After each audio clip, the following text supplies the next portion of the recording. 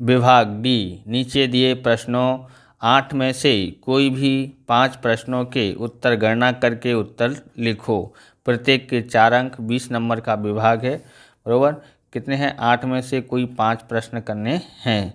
47वां question है, दी गई आकृति में त्रिभुज ओ डी सी समरूप त्रिभुज ओ बी ए, कोण बी ओ सी 125 और कोण सी डी ओ बराबर 70 हो तो कोण डी ओ सी, कोण डी सी ओ और कोण ए ओ बी ज्ञात करो। तो यहाँ पर आकृति में से हमको यहाँ समझना है। सबसे पहले हमको यहाँ क्या दिया है? ये दिया है, तो हम यहाँ पर लिखते हैं त्रिभुज ओ डी सी समरूप त्रिभुज ओ बी ए। ओके, सबसे पहले पूछा क्या है? तो कौन सा कोण पूछा है? डी ओ सी। तो क्या आता है? ये डी, फिर यहाँ बीच में ओ और फिर सी। तो बीच में जो आता है उसके कोण का माप ज्ञात करना है। तो सबसे पहले हम लोग क्या करेंगे? तो देखो, इस दोनों कोणों का माप क्या होता है? 180 होता है। दोनों कोणों के मापों का योग 180 होता है, आपको याद रखना है। बराबर, क्योंकि ये रेखिक युग्म के कोण हैं। तो यहाँ पर लिखते हैं, इसका नाम है हमारे पास है कोण डी ओ सी प्लस इसका नाम क्या है? यहाँ पर बोला है बी ओ सी। बराबर, बी ओ सी, कोण बी ओ सी बराबर 180। क्यों होता है? क्योंकि ये रेखिक युग्म कोण है। ओके, रेखिक युग्म कोण है, इसलिए इनका टोटल 180 आता है। अब हमको पता है ये इसका टोटल ये हमको नहीं दिया है। ओके, ये हमको दिया है 125 बराबर 180। ओके, कोण डी ओ सी बराबर 180, ये उधर जाता है तो माइनस का हो जाता है। कोण डी ओ सी बराबर, ये किससे लेंगे? 10, 10 में से 5 गया तो 5 आया। यहाँ रह गया कितना? 7, 7 में से 2 घटाएंगे तो 5 आता है। 1 में से 1 घटाएंगे तो 0 हो जाता है। तो इसकी कीमत कितनी आई है? 55 आई है। बराबर, ये वाला कोण हमको दिया हुआ है। क्या दिया है? तो देखते हैं कितना दिया? सी डी ओ, यानी सी डी ओ कितना दिया है? 70।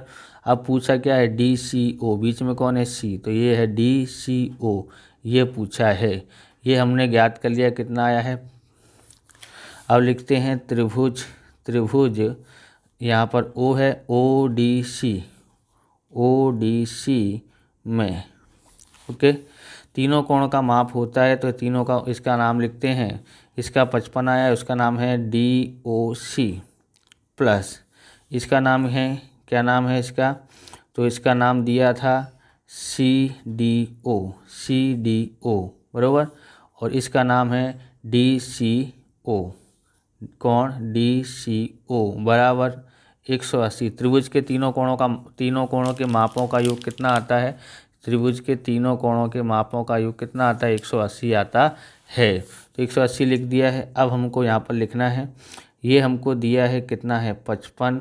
ये भी हमारे पास है कितना है? 70। बराबर, तो ये वाला 55 और ये वाला 70 ये ज्ञात करेंगे।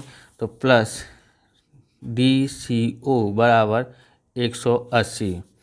उसके बाद हम लोग क्या करेंगे? इन दोनों को जोड़ते हैं तो 125 हो जाता है, और टोटल मारते हैं तो कोण डी सी ओ बराबर 180। अब यहाँ पर लिखते हैं तो कितना होता है ये? तो ये होता है डी सी ओ बराबर 180, ये उधर जाता है तो माइनस का हो जाता है। अब कोण डी सी ओ बराबर, इसमें से इसको घटाते हैं तो 55 ही आता है। ओके, तो ये हमारे पास कितना आया है? 55। अब हमको पूछा क्या है? एक ये भी ज्ञात हो गया, ये भी ज्ञात हो गया। ओ ए बी क्या ज्ञात किया है? ओ ए बी, ये। अब ध्यान से समझना, ये एकांतर कोण होते हैं, एकांतर कोणों के युग्म समान होते हैं। यहाँ देखो जेड जैसा भाग बनता है तो उसको एकांतर कोण, ये इधर साइड का, ये इधर साइड का, दोनों कोण कैसे होते हैं? समान होते हैं। तो हम यहाँ पर लिखते हैं डी कोण डी सी ओ बराबर कोण ओ ए बी। क्यों होता है? क्योंकि ये एकांतर कोण के युग्म हैं। एकांतर युग्म कोण है। एकांतर युग्म कोण यानी युग्म का मतलब होता है जोड़ी। एकांतर कोण की जोड़ी है तो दोनों कैसी होती है, समान होती है। परंतु यहाँ लिखते हैं परंतु DCO बराबर कितना आया है, तो DCO बराबर 55 आया है। इसलिए कोण OAB बराबर 55 होता है। तो आप इस प्रकार के वीडियो देखना चाहते हैं तो डिस्क्रिप्शन में आपको प्लेलिस्ट मिल जाएगी, वहाँ से आप देख सकते हो। चैनल पर नए चैनल को सब्सक्राइब करें, हमको सपोर्ट करें, हमारे 1000 सब्सक्राइबर कंप्लीट करवाएं। हम आपकी मदद कर रहे हैं तो आप भी हमारी थोड़ी थोड़ी मदद करवाते रहें और वीडियो को लाइक भी करते रहें। कर दिया होगा लाइक। अब आगे करते हैं। 48वां क्वेश्चन है, थेल्स की विलोम प्रमेय लिखो और सिद्ध कीजिए। करो यानी सिद्ध हमको करना है। यहाँ पर इस तरह से आपको आकृति बनानी है। सबसे पहले लिखना है यहाँ पर दिया है। ओके, क्या लिखना है, दिया है। क्या दिया है, तो यहाँ पर लिखेंगे त्रिभुज ABC में रेखा TE AB व AC को इस प्रकार काटती है कि AD बट्टे में DB बराबर AE बट्टे में EC। भुजा DE यह भुजा BC के समांतर नहीं है। ओके, तो यहाँ पर को आपको ध्यान में रखना है कि त्रिभुज ABC दिया बराबर, इसमें DE ये है, DE AB और AC बराबर, ये AB है, ये AC है, को इस प्रकार से काटती है कि आधी भुजा यानी कि AD बट्टे में DB बराबर। इस तरह से लिखना है। यहाँ पर लिखा है ना AD बट्टे DB यानी AD बट्टे में DB, ऐसे ही AE बट्टे में EC। भुजा DE ये भुजा है, D यहाँ पर है, E यहाँ पर है और ये E पूरक है। ओके, ऐसे समझना है। फिर DE यह भुजा BC के यानी इसके समांतर नहीं है, ऐसा आपको समझना है। तो सिद्ध करना है हमको, क्या करना है, सिद्ध करना है। ओके, क्या सिद्ध करना है, तो ये हमारे पास है यहाँ पर DE समांतर BC, DE समांतर BC करना है। अब हम लोग रचना बनाते हैं। यहाँ से लिखते हैं उपपत्ति। ओके, या प्रमाण भी लिख सकते हैं कि BC के समांतर एक रेखा DE पूरक खींचिए। ये BC के समांतर DE पूरक रेखा खींचिए, इसको बोलते हैं पूरक। ओके, अब हमको क्या करना है, अब त्रिभुज ABC में DE पूरक समांतर BC है। यानी कि त्रिभुज ABC है जिसमें DE पूरक DC पूरक समांतर, ये समांतर का निशान है, BC है। ओके, ऐसा लिखा है हमने। अब उसके बाद जो AB को AB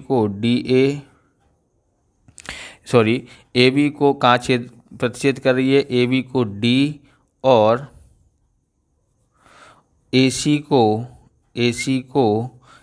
कहाँ प्रतिच्छेद कर रही है, यहाँ पर E पूरक पर प्रतिच्छेद करती है, प्रतिच्छेदित करती है। ओके, इसलिए AD बट्टे में DB बराबर, AD बट्टे में DB बराबर AE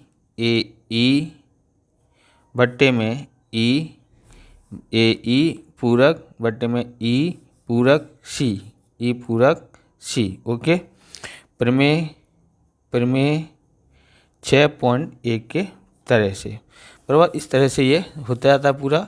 अब आगे देखते हैं क्वेश्चन नंबर 150। एक प्रार्थना खंड का क्षेत्रफल 300 मीटर की 2 घात है तथा उसकी लंबाई उसकी चौड़ाई की दुगनी से 1 मीटर अधिक है, तो प्रार्थना खंड की लंबाई तथा चौड़ाई ज्ञात कीजिए।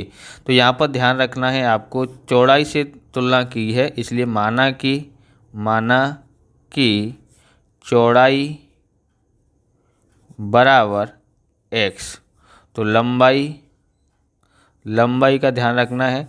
बोलता है चौड़ाई की दुगनी यानी कि 2x, दुगनी मतलब 2x। ओके, 1 अधिक है तो +1। ओके, चौड़ाई से दुगनी से 1 अधिक है तो ये हो गई लंबाई और ये हो गई चौड़ाई। ओके, अब प्रार्थना खंड की लंबाई तथा चौड़ाई ज्ञात कीजिए। यहाँ पर ध्यान रखना है कि प्रार्थना खंड का क्षेत्रफल, तो यहाँ लिखते हैं प्रार्थना खंड का क्षेत्रफल।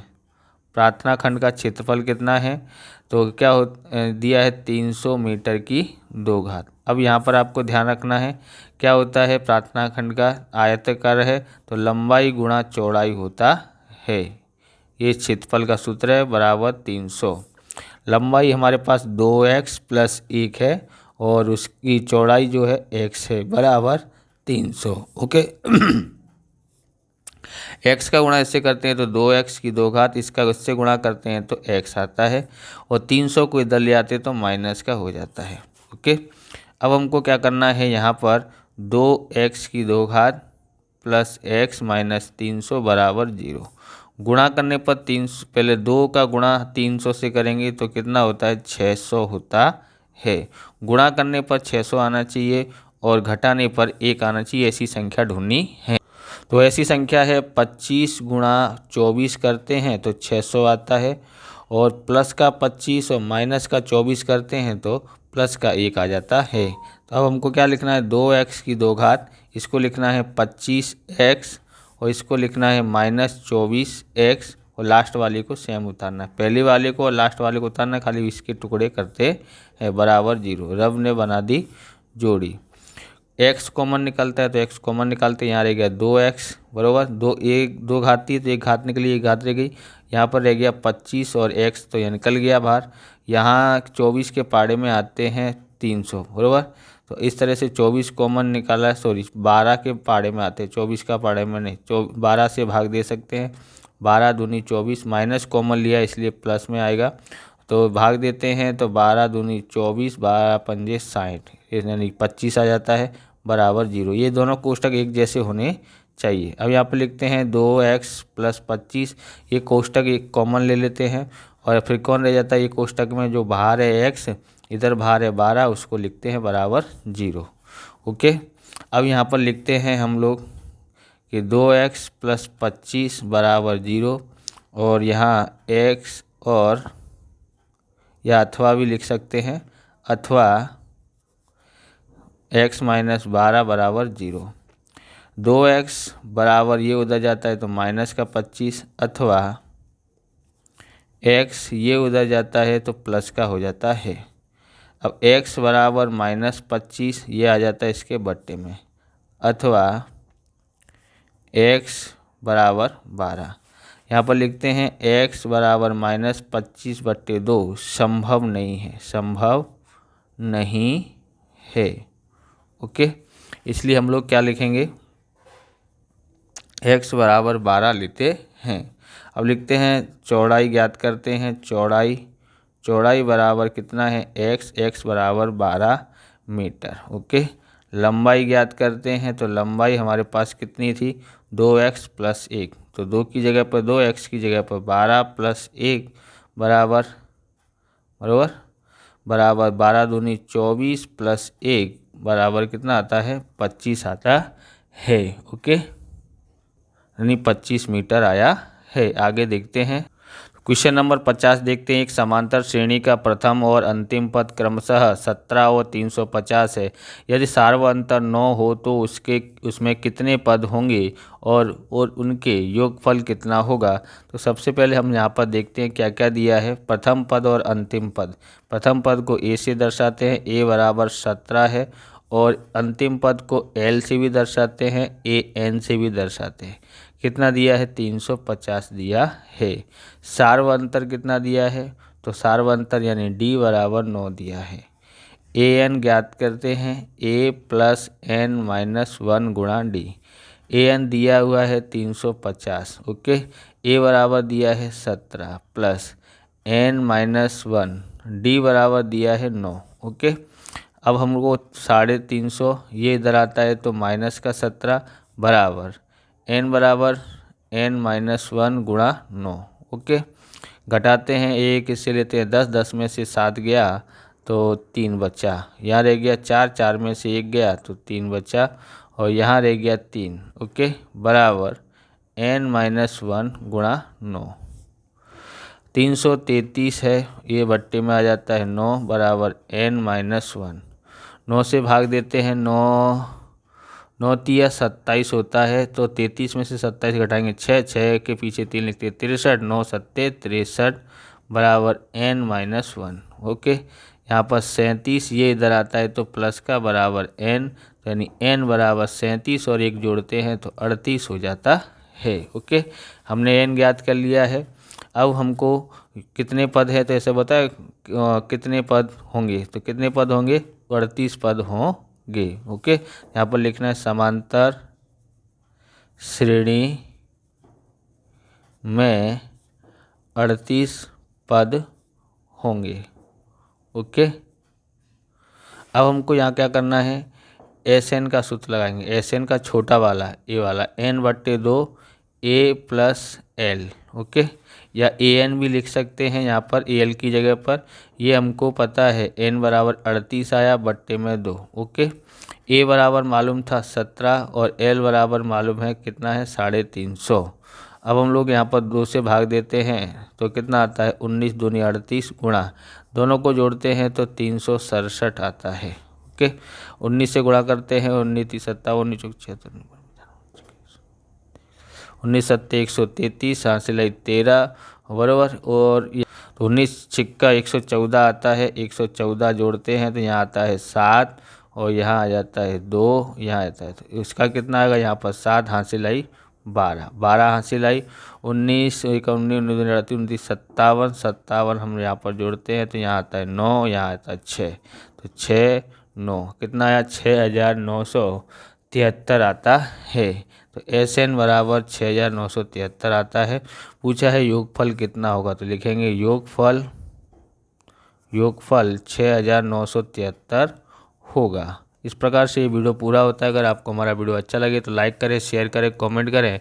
चैनल पर नए चैनल को सब्सक्राइब करें। मिलते हैं नेक्स्ट वीडियो में। जय हिंद, जय भारत, वंदे मातरम।